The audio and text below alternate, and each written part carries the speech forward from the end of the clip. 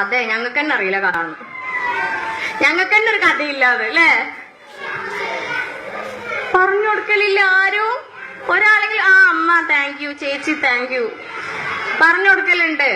ഈ കഥകൾ പറഞ്ഞു കൊടുക്കണ കൂട്ടത്തില് മക്കൾക്ക് രാത്രിയാണ് കുട്ടികൾ റിഗ്രറ്റ് ചെയ്യണ സമയം. പകല് ചെയ്ത തെറ്റുകളൊക്കെ ചിലപ്പോൾ ഇങ്ങനെ ആലോചിക്കും. രാത്രിയല്ലേ പറയാം, അമ്മച്ചിയെ ഇന്നലെ ആബീസ് വീണു, എന്റെ തല പൊട്ടി, കൊറേ ചോര പോയി. ഈ കഥകളൊക്കെ നമുക്ക് ഒരു പറഞ്ഞത് ആ സമയത്ത് കിട്ടിയ അവസരമാണ്, അതൊക്കെ മുതലാക്കണം. നമുക്ക് നേരെ ഡോല് വല്ല സോഫയിലൊക്കെ ഒറ്റക്ക് കടന്നുറങ്ങി പിന്നെ ഒരു വാരി വലിച്ചെടുത്ത് കൊണ്ടുപോയി ബെഡ് കടത്തലേ കയറും അല്ലേ? അങ്ങനെ തന്നെ എനിക്കറിയാം. അന്ന് നിങ്ങൾ പറയുന്നു വേണ്ട. കുട്ടീനെ ഒപ്പം കിടത്തി എത്ര തിരക്കാണെങ്കിലും അടുക്കളയിൽ ഒരു കൊട്ട പാത്രം മോറാണെങ്കിൽ അതവിടെ നിന്നോട്ടെ, മോറിയില്ലെങ്കിൽ ഒന്നും പറ്റൂല. കുട്ടിക്ക് ചെയ്യാനുള്ള, കുട്ടിക്ക് കൊടുക്കേണ്ടത് കൊടുക്കേണ്ട സമയത്ത് കൊടുക്കുക. അതിനെ കിടത്തി ഇറക്കിയിട്ട് നിങ്ങൾ പോയി പാത്രം മോറിക്കോളി.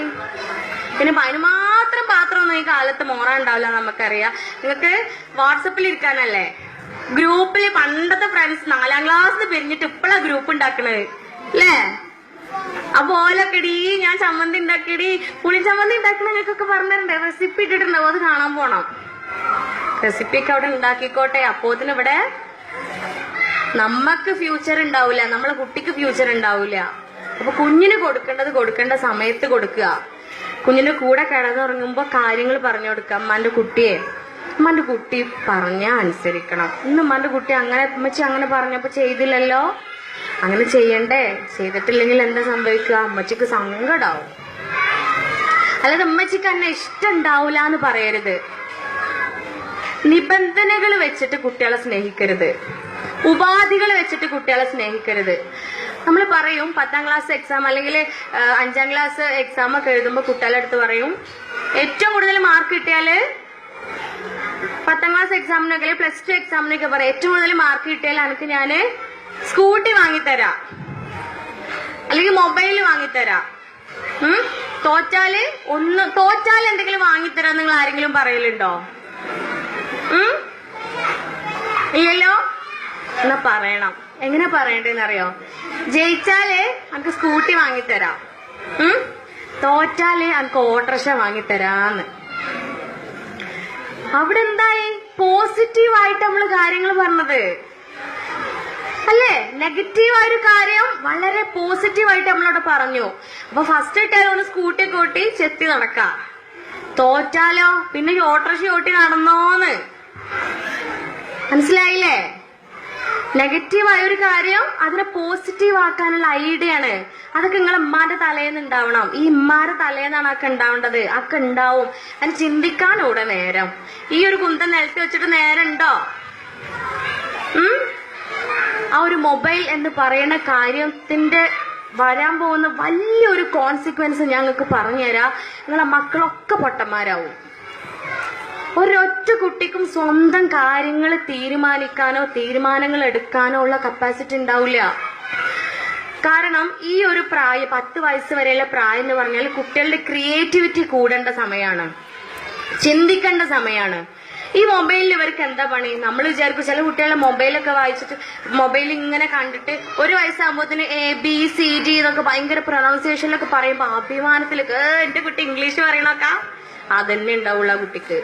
ആ 4 അക്ഷരം ചിലപ്പോ കുറച്ച് ഇംഗ്ലീഷ് റൈംസും ഒക്കെ ഇങ്ങനെ ചിലപ്പോ വേർഡ്സ് ഒക്കെ തെറ്റാണ്ട് ഇങ്ങനെ പറയുന്നുണ്ടാവും. അതന്നെ ഉണ്ടാവുള്ളൂ. ആ കുട്ടിനോട് കുറച്ച് പ്രായം ഒരു 12 വയസ്സ് കഴിയുമ്പോ കുട്ടി ആ പീടികയിൽ പോയി 2 മുട്ട വാങ്ങിക്കൊണ്ടെന്നാണ്. ഏത് പീടിക, ഏത് മുട്ട? അതെന്താ? ഒന്നും അറിയില്ല. ആ കുട്ടിക്ക് ഒന്നും അറിയില്ല. ആ കുട്ടി ശരിക്കും ഒരു ബ്രോയിലർ കോഴിക്കുട്ടിന്റെ മാതിരിയായി മാറും, ഒന്നിനും പറ്റാത്ത കുട്ടിയായിട്ട് മാറും. അതുകൊണ്ട് ഇന്ന് നിങ്ങൾ ഇവിടുന്ന് തീരുമാനം എടുക്കേണ്ടത് എന്താണെന്നറിയോ? കെട്ടിപ്പിടി ഉമ്മയ്ക്ക് ആദ്യത്തെ തീരുമാനം സ്നേഹപ്രകടനം. ഇനി 4ാം ക്ലാസ് കഴിഞ്ഞാൽ കെട്ടിപ്പിടിക്കലുകൾക്കൊക്കെ വലിയ കുട്ടികളുണ്ടാവും. 4ാം ക്ലാസ്സിലുള്ള കുട്ടികൾക്ക് ഒരു പ്രാവശ്യമെങ്കിലും ഒരു ഉമ്മ ഇട്ടു. 5, 6, 7, 8 പോകുന്തോറും ഉമ്മന്റെ എണ്ണം കുറഞ്ഞു വരും. വലിയ കുട്ടികൾക്ക് ആരെങ്കിലും ഉമ്മ കൊടുക്കലുണ്ടോ? നല്ല ഉമ്മ കൊടുക്കുന്ന ഉമ്മ. അങ്ങനെ വേണ്ടത്.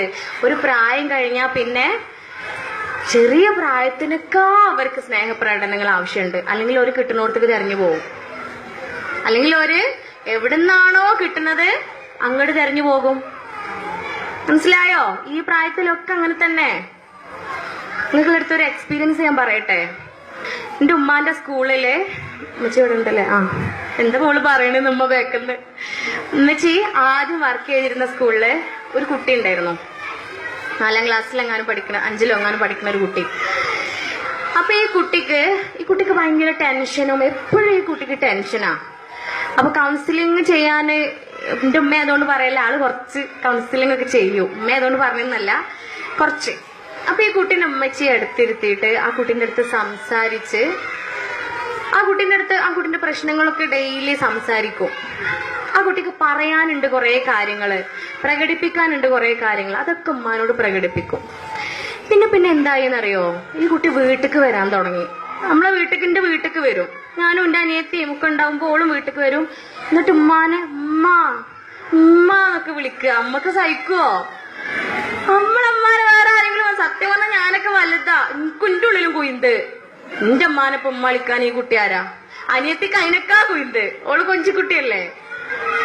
ഉമ്മാനെ ഈ കുട്ടിക്ക് ഉമ്മായിട്ട് ഭയങ്കര അറ്റാച്ച്മെന്റ്. ഉമ്മാന്റെ സ്കൂളിൽ ഷിഫ്റ്റ് ആയിരുന്നു, ഉച്ചക്ക് ശേഷം.